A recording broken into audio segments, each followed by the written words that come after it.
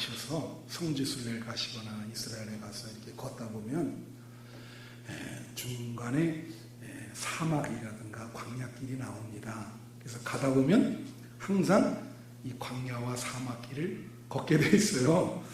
이 광야 사막길을 걸을 때는 빨리 거기서 나와야 되겠죠. 걷는 게 어려움이 있으니까.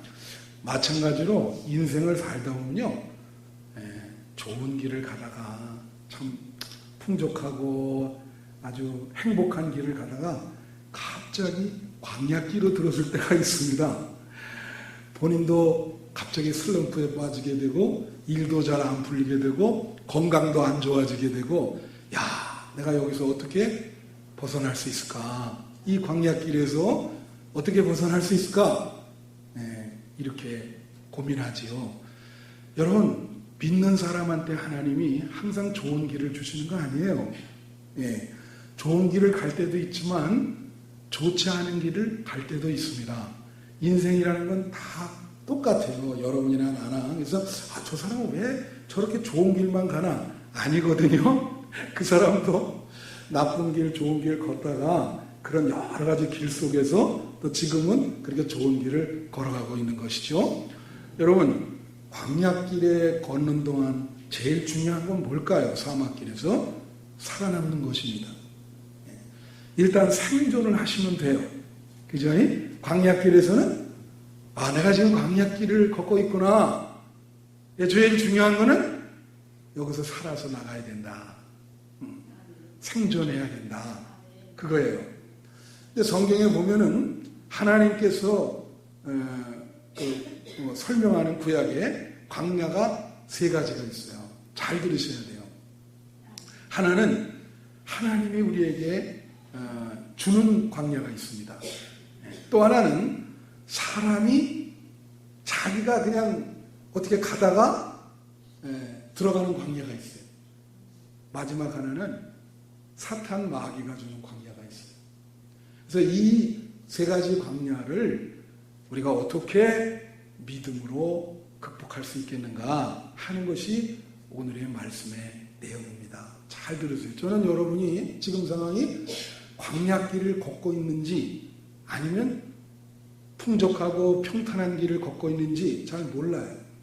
여러분 마음이 내가 어떤 길을 걷고 있는가 스스로 잘 생각하시고 오늘 말씀을 받으시기를 바랍니다. 첫 번째는 박탈의 광야입니다. 박탈의 광야.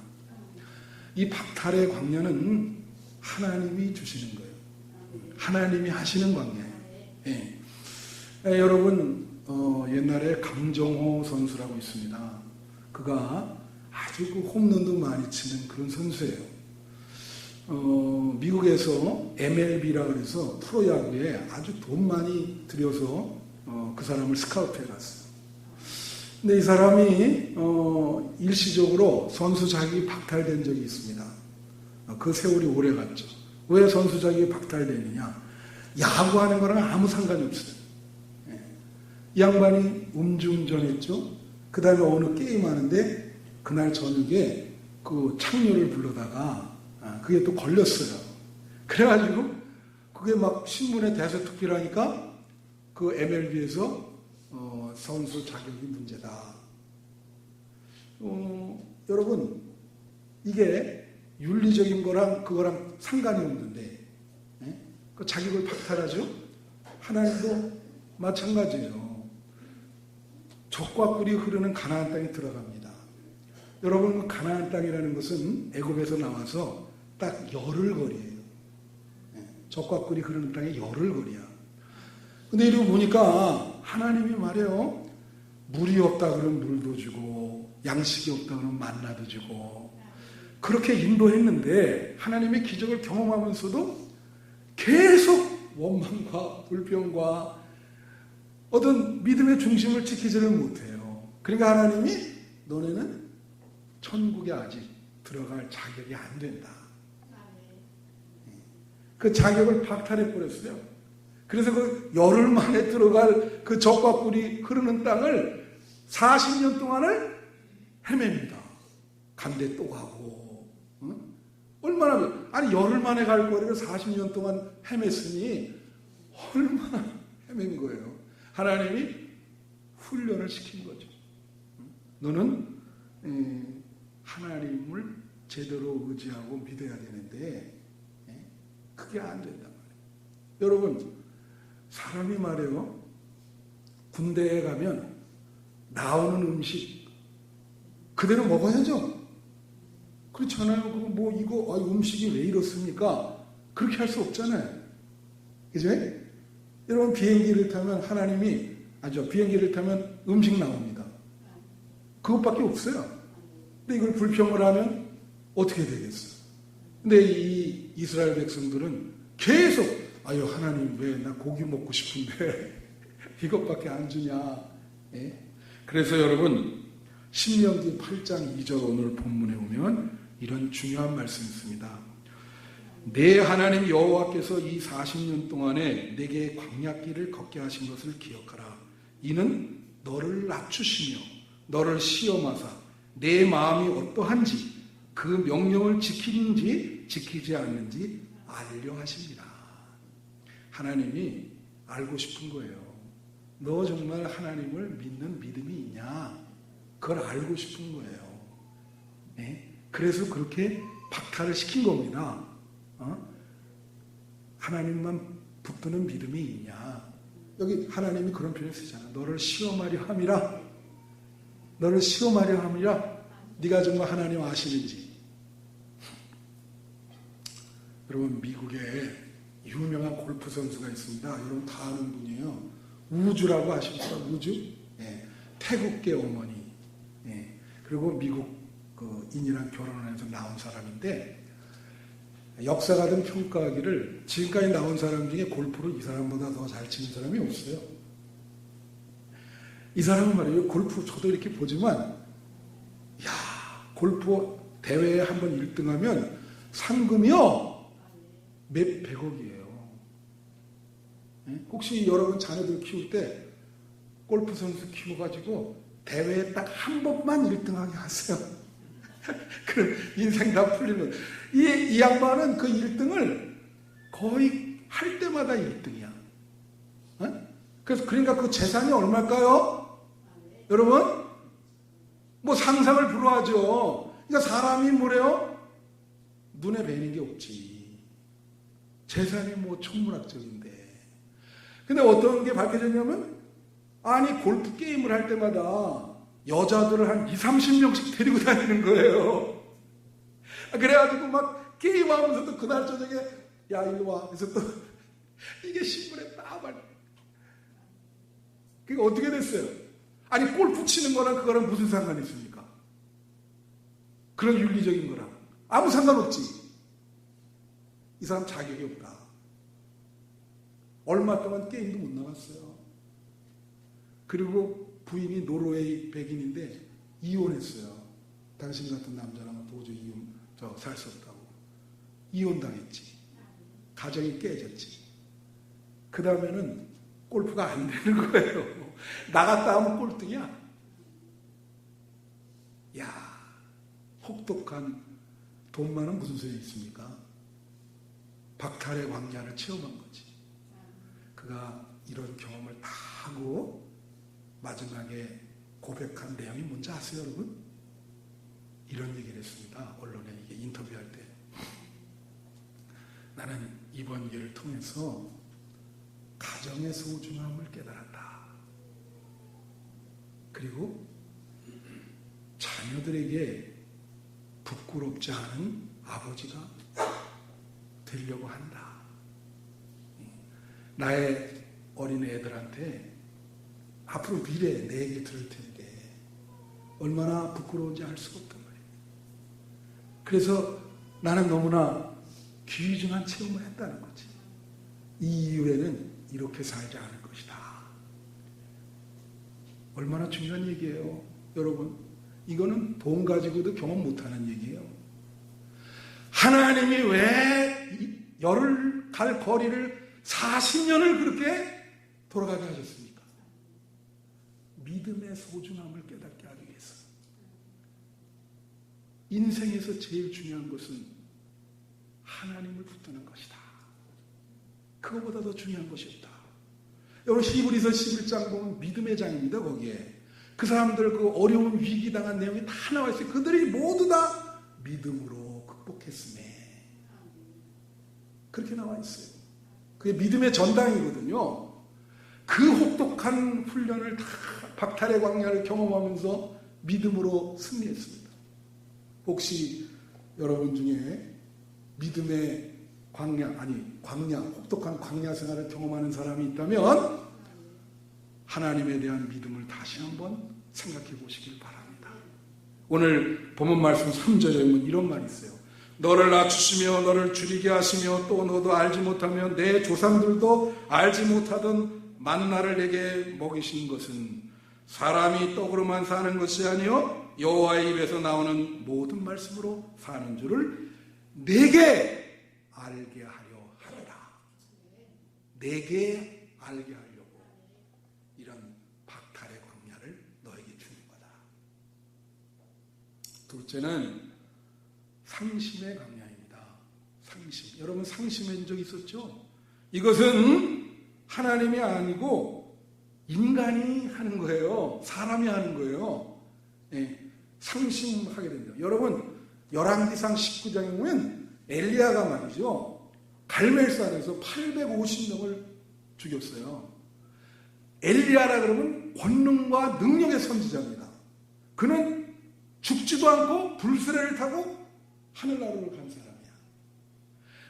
그런데 이 사람이 그 다음날 이세벨이 아방의 부인이 신하한테 가서 전하라 그러면서 뭐라 했냐면 내가 너를 반드시 죽이겠다. 대기하고 있으라. 넌 내 손에 죽어. 그 말 한마디 했어요. 그런데 이 권능의 선지자가 그 말을 듣고 완전히 쫄려가지고 슬럼프에 빠져가지고 로뎀나무 밑에서 하나님 보고 죽여달라는 거예요. 하나님 보니까 이건 심각해. 죽여달라는 건 뭐냐면 자살하겠다는 말이요. 여러분 하나님의 종이 그렇잖아요. 그렇게 권능을 많이 행한 사람이 자살하려고 지금 하고 있어요. 얼마나 한심합니까? 근데 여러분 그거 이해하셔야 돼. 하나님의 종도 사람입니다. 예? 때로는 이렇게 상심을 경험할 때가 있는 거예요. 예? 여러분 목사도 사람이에요. 상심을 경험할 때가 있다고 이렇게. 그러니까 근데 그 엘리야가 이런 상태가 되니까 하나님이 다른 거 하나도 안 물었어요. 엘리야한테. 어떻게 했습니까? 40일 동안을 계속 메추라기를 먹이시고 떡을 먹이시고 40일 동안 주야로 아무 말도 안 하시고 계속 먹이기만 하시는 거야. 이거 먹으라. 먹으라. 먹으라. 그러니까 완전히 이 탈진됐던 사람이 회복이 됐어요.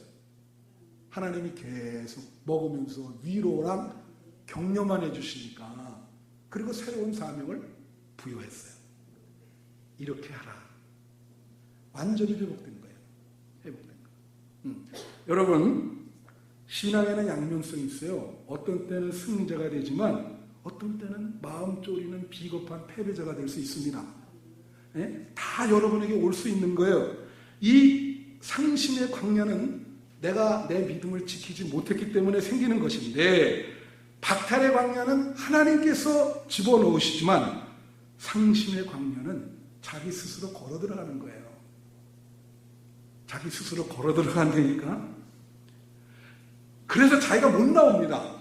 이것은 하나님이 찾아와서 그 상심의 광야에서 빼내줘야 돼. 위로하고 그래서 빼내줘야 돼. 그래야 그래서 성경 말씀에 이런 말씀이 있어요. 여호와는 마음이 상한 자를 가까이 하시느니라. 하나님은 진실하게 예배하는 사람도 찾으시지만 마음이 상한 자, 상심한 자, 절망하고 좌절한 자를 찾아가셔서 손을 잡아주시고 위로해 주십니다. 예? 네, 여러분 중에 만약에 마음이 상심한 사람이 있다면 하나님이 지금 여러분 마음을 두드리시고 여러분 손을 잡아주시는 줄로 믿습니다. 여러분, 사람이요, 이 나이가 드는, 여기 젊은 분도 계시지만, 죄송합니다. 결례된 여기 장로님도 계시고 차장로님도 계시고, 나이가 들면요 자신감이 없어져요. 여러분, 남자들도 여자들도 있지만 남자들도 갱년기 우울증이라는 게 있습니다. 그죠? 우리 차장로님이 언제 한번 말씀하는데 갑자기 울어요. 우는 내용도 아니시는데 제 마음이 굉장히 지금 아주 연약해 있으시다는 거거든. 근데 저도 한번 우리 집 사람이랑 얘기하는데 갑자기 눈물이 나요. 아니, 왜 당신이 왜 눈물을, 나도 모르겠는 거예요. 예? 괜히 눈물이 나. 괜히 막 그 60대가 넘어가니까 슬퍼지는 거예요. 이게 상심하는 거예요. 여러분 중에 분명히 그런 사람이 있습니다. 예? 그래서 제가 늘 말씀드리지만은 하나님이 그런 분들에게 괜히 슬퍼지고 눈물 나고 하나님이 이 시간 그런 분들을 잡아주시는 줄로 믿습니다. 제가 언제 한번 얘기했죠. 잘 아는 분 중에 저희 거기 태아람로에서 이제 제약회사 하는 분이 있는데 이분도 거의 저보다 나이 한 살 적거든요. 근데 우울증 60 그거 근처에 그런 우울증이 온 거예요. 이분이 택한 건 뭐냐? 마라톤을 하는 거예요. 뛰는 거를. 어떻게 뭐 좀 이겨야 되는데 믿는 분인데 마라톤을 하면 처음에 1km도 못 뜁니다. 여러분 지금 하면 1km 못 뛰어요. 예? 그러니까 조금씩 매일매일 하면서 몇 년 동안에 42.195를 뛴 거예요. 기적 같은 일이죠. 그래서 이분은 그 회사에 1년에 한 번 그 회사에 다니려면 사장이랑 42.195를 한 번 뛰어야 돼요. 그 날이 있어요. 그날 만약에 그걸 통과 못하면 어려워. 그래서 그거 죽어라 하고 연습을 해요. 근데 여러분 이 마라톤 뛰는 사람들은 그 불문율이 있습니다. 마의 구간이 있는데 그게 35km 구간이에요. 그 이후에 그때는 포기하고 싶은 거예요. 그냥 주저앉고 싶어요. 인생이 그럴 때 있잖아요, 여러분. 제가 이 충남 지역의 자살 방지위원이에요. 시장한테 위촉장도 받았어요. 예? 사진도 찍고 같이. 그래서 그런 일이 벌어지면 제가 가서 개입을 합니다. 사람이 포기하고 싶을 때가 있다고, 이게. 믿는 사람은 그러면 안 되잖아요. 그러니까 그 35km 그 이후에 마의 구간이 달리는데 그 사람들은 꼭 지나갈 때 이 사람이 못 뛴다 그러면 지나가면서 원래 힘내세요라고 그래야 되는데 그렇게 뛰면서 힘내세요 다 하기가 어렵잖아요. 호흡하기가. 그러니까 뭐라 하냐면 그러고 가는 거예요. 그러면 이분도 이제 뛰는데 어떤 분이 가다가 힘내세요 그래서 그러더래요. 그래서 자기는 몇 받아 쳐야 되는데 너무 힘이 없어가지고 그리고 끝났는데 뒤에 어떤 분이 또 오면서 그러더래요. 큰 소리로.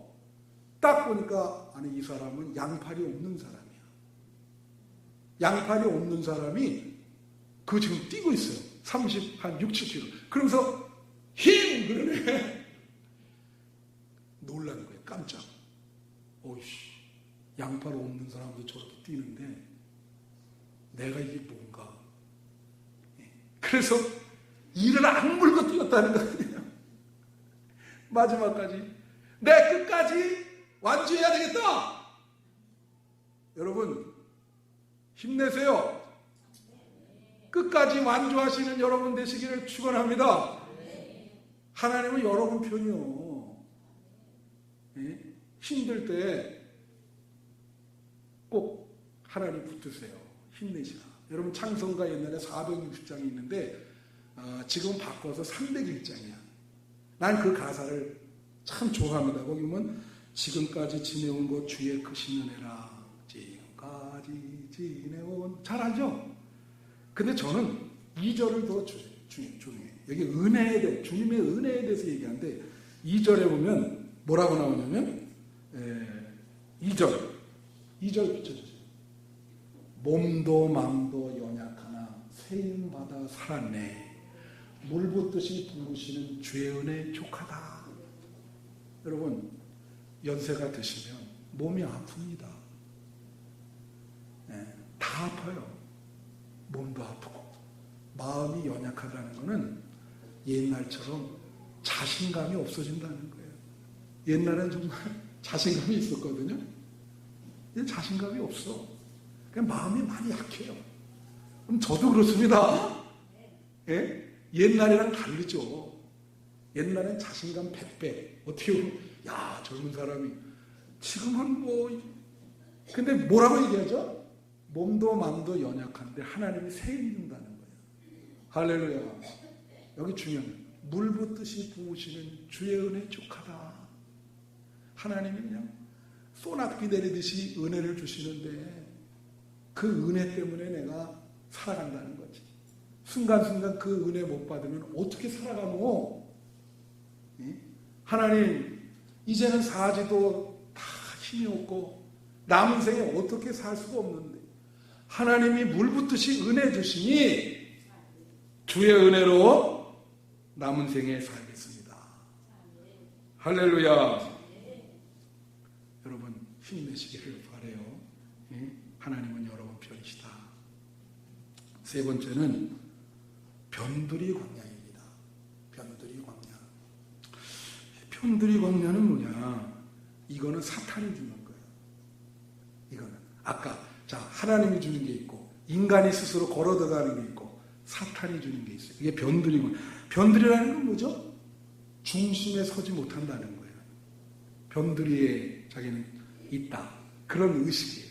이건 생각의 역사를 해. 예를 들면 이스라엘 백성이 말해요. 정탐꾼을 보내잖아요. 그럴 때 10명이 와서 부정적인 보고를 합니다. 거기에 아낙 자손이 있는데 얼마나 강하고 거대한지 이렇게 얘기를 했어요. 그 앞에서는 우리가 메뚜기와 같더라. 아니, 자기도 사람인데 사람 앞에서 자기를 메뚜기라고 그렇게 얘기하는 게 이스라엘 백성이 그 소리 듣고 다 통곡을 했어요. 아니, 어떻길래 저렇게 메뚜기 같다 그러냐. 이걸 뭐라 하냐면 메뚜기 컴플렉스라 그래. 메뚜기 컴플렉스. 이 말은 뭐냐? 나는 안 된다는 거예요. 나는 계층도 평균 이하다. 난 정말 이 세상에 살아갈 때 좀 역사의 중심에 서지 못하고 좀 항상 이렇게 정말 따라가야만 되는 부족한 사람들이다. 그렇게 얘기해요. 아무도 알아주지 않고 그렇게 정말 평균 이하의 삶을 살아가는구나. 이거 잘못된 거예요. 여러분, 이거 왜 잘못되냐? 여러분 교회 오셨어요? 하나님은 말이에요. 하나님 앞에서는 모든 사람이 주인공입니다. 믿습니까? 하나님은 사람을 똑같이 사랑하지만 똑같이 사랑하세요. 부자나 가난한 자나. 그런데 여러분 그거 아세요? 힘들고 어려움을 겪는 사람을 더 사랑하는 거예요. 성경 내용이 그거예요. 근데 힘들고 어렵다는 거는 부자라 그래서 힘들지 않고 가난한 자라 그래서 힘들지 않는다. 그건 아닙니다. 부자도 힘이 많이 들 수가 있어요. 여러분 그걸 아셔야 돼요. 그러니까 하나님은 그런 것보다도 사람을 똑같이 사랑하지만 정말 이 세상 살아가는 게 너무 힘들어. 그런 사람을 사랑한다고. 믿습니까? 여러분 교회 들어오셨어요. 교회 들어오면 여러분은 하나님 앞에서 주인공이에요. 교회만큼 사람에 대해서 귀하게 생각하는 데 어디 있습니까? 여러분 여기서 오면 말이죠. 저도 목사지만 여러분 다 귀하게 생각하죠. 여기 다 주인이에요. 그런데 계급이 있습니까? 대통령도 여기 들어오면 무릎 꿇고 기도해야지. 하나님 앞에 다 기준이. 여러분이 어디 가서 이런 대접을 받으시겠어? 그렇지 않아요? 교회 오니까 하나님이 그런 대접을 해드리는 거예요. 당신의 백성이고 하니까 다 또 그 하나님 말씀 따라서 그렇게 대접하려고 노력하고. 얼마나 중요한 얘기입니까? 그래서 여러분, 그런 생각 버리시고 생각 속에 나는 왜 이렇게 안 될까? 나는 평균 이하다. 이건 사탄이 주는 생각이요. 그런 메뚜기 컴플렉스에서 벗어나야 돼요. 나름대로 나는 내 인생이 중요하고 귀하고 하나님이 나를 축복해 주시고 내 인생을 함께 하신다. 되게 중요합니다. 여러분, 미국에 대통령 정책보좌관을 지낸 사람이 있어요. 딱 우리나라 사람은 한 사람인데, 대통령 정책보좌관이란 뭐냐면 우리 대통령 뭐 경제수석, 민정수석 있잖아요. 그거거든요. 여러분, 이 메뚜기 컴플렉스는 뭐냐면 미국 사회나 캐나다 사회나 아시아계 분들이 아무리 열심히 노력해도 주류 사회에 못 들어갈 때가 있어요. 여러분, 말씀드리면 미국은 그걸 아삽이라 그러는데 무슨 뜻이냐면 앵글로 섹슨족, 그리고 화이트, 백인, 그 다음에 프로테스탄트, 개신교, 그래야만 주류사회에 들어갑니다. 많이 지금 바뀌긴 했지만, 그러니까 한국 사람으로서 주류사회에 무슨 뭐 정책보좌관이 됐다든가 무슨 장관이나 그게 대단한 사람인 거예요. 그걸 뚫었으니까. 그 유리창, 그거를 방해하고 뚫고 올라가는 거죠. 얼마나. 캐나다도 마찬가지에 거의 거기는 옥스포드나 케임브리지 출신의 백인들이 잡고 있는 거예요. 근데 이 강용우라는 사람은 어떤 사람이냐? 거기 정책보좌관 사람이 강용우라는 사람인데, 이 사람은 12살 때 축구를 하다가 공이 얼굴에 맞아가지고 장님이 됐어요. 그 충격에 그 어머니가 그날 돌아가셨어요. 너무 충격이. 아들이 평생 장님으로 산다. 그런 생각이. 얼마나 큰 슬픔이에요. 근데 그 누나도 1년 안 돼서 죽었어요. 이런 가족의 비극이 와가지고. 그런데 이 사람도 이제 나 인생 포기해야 되겠다. 안 보이잖아요, 이게. 그런데 복음을 믿게 된 거예요.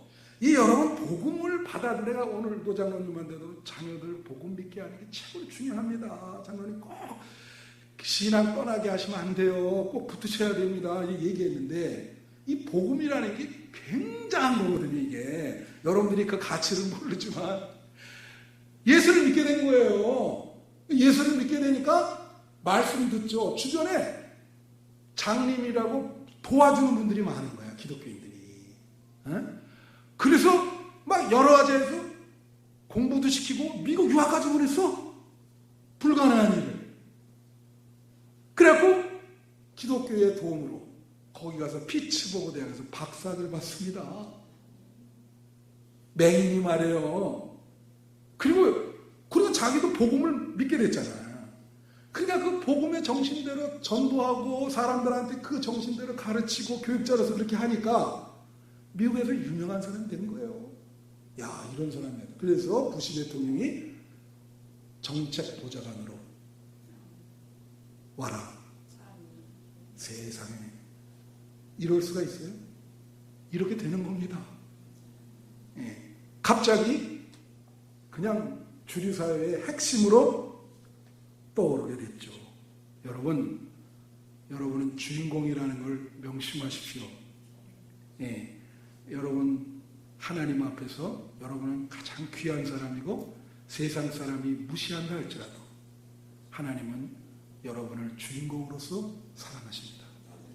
그래서 변두리 광야에서 나오셔서 자부심을 가졌어요. 나는 하나님을 믿는 사람이고 성경 말씀대로 정신대로 살려고 하는 귀한 사람이다. 말씀을 맺힙니다. 여러분, 광야 생활을 지날 때 제일 어려운 게 뭐예요? 광야 생활은 아까 제가 뭐라 그랬습니까? 여러분 인생에 어려울 때인데 그때는 무조건 어떻게 해야 된다고요? 생존해야 됩니다. 생존해야 돼. 살아남으셔야 된단 말이죠. 살아남아야 되는데 광야길에서 제일 중요한 게 뭐였어요? 이스라엘 백성이 광야에서 제일 핵심 문제가 뭐였습니까? 먹는 물과 양식이었어요. 물 때문에 하나님 앞에 막 하나님 많이 대들었잖아요. 하나님에게 물 달라고. 성경에 예수님 말씀하셨죠? 생수는 뭐냐면 하나님의 말씀이에요. 영적으로 여러분이 광야길에 갈 때 생수를 먹어야 되는데 뭘 먹어야 돼요? 하나님의 말씀. 오늘도 하나님 말씀을 선포하잖아요. 믿음으로 아멘 하시기를 바랍니다. 이게 생수인 거예요. 그 생수를 안 마시면 광야길에서 생존할 수가 없어. 또 먹는 양식이 있어야 생존하죠. 근데 여기에 만나를 주셨단 말이에요. 만나가 뭐예요? 역시 말씀이에요. 그것도 오늘 그래서 8장 3절에 보면 뭐라 그래요? 여기 8장 3절에 똑같은 얘기죠. 만나를 내게 먹이신 것은 사람이 떡으로만 살 것이 아니요 여호와 입에서 나오는 모든 말씀으로 사는 줄을 내가 알게 하려고. 말씀으로 살아라. 광야 생활에서는 말씀으로 살아야 돼요. 말씀으로. 시편 23편 5절에 이런 말씀이 있습니다. 제가 아주 귀하게 생각하는 규절인데, 주께서 내 원수의 목전에서 내게 상을 차려주시고 기름을 내 머리에 부으셨으니 내 잔이 넘치나이다. 여러분, 사막길을 가요. 정신이 없어요. 정말 내가 여기에서 벗어날 수 있을까? 네? 그리고 원수들이 많아. 어떻게든지 끌어내리려고 그러고 고통이 너무 많아요. 네? 그런데 우리 몽골에도 가봤잖아요. 거기 가면 사막 한가운데 거기서 묵게 하는 데가 있었어요. 그래서 사막에 가다가 거기서 묵었거든. 그때 양식 주고 물 주고 기운을 차렸단 말이죠. 주께서 뭐라고 합니다. 내 원수의 목전에서 내게 상을 차려주신다. 무슨 말이요? 광야길을 걸어서 지금 지쳐서 쓰러지게 되는데 하나님이 갑자기 야 일어나라. 네 앞에 식탁이 있다. 여기에 진수성찬 있고 생수가 있어. 이걸 먹고 네 가던 길을 가라. 그리고 반드시 여기서 살아남아야 된다. 그러면서 이 어려운 인생길 광야길에 있는 우리 신자들에게 하나님께서 풍성한 식탁을 차려주십니다. 광야의 식탁이에요. 여러분, 어려움을 너무 겪으면 제정신이 아닐 때가 있어요. 진짜 그렇거든요. 저도 그럴 때가 있었거든요. 그때 하나님이 딱 등을 치시면서 흔들어 깨웁니다. 야, 너 이렇게 하면 안 돼. 큰일 나. 먹어라. 진수성찬을 차려주시면서 정신을 차려야 된다. 아들아, 정신을 차려라. 이걸 먹고 새 힘을 받아서 광야에서 반드시 벗어나라. 여러분을 향한 하나님의 선포입니다. 이 중에 어려운 광야길에 계신 분이 있다면 하나님이 차려주신 풍성한 식탁을 여러분 경험하시고 새 힘을 얻어서 남은 생에 승리하는 삶을 사시기를 축원합니다.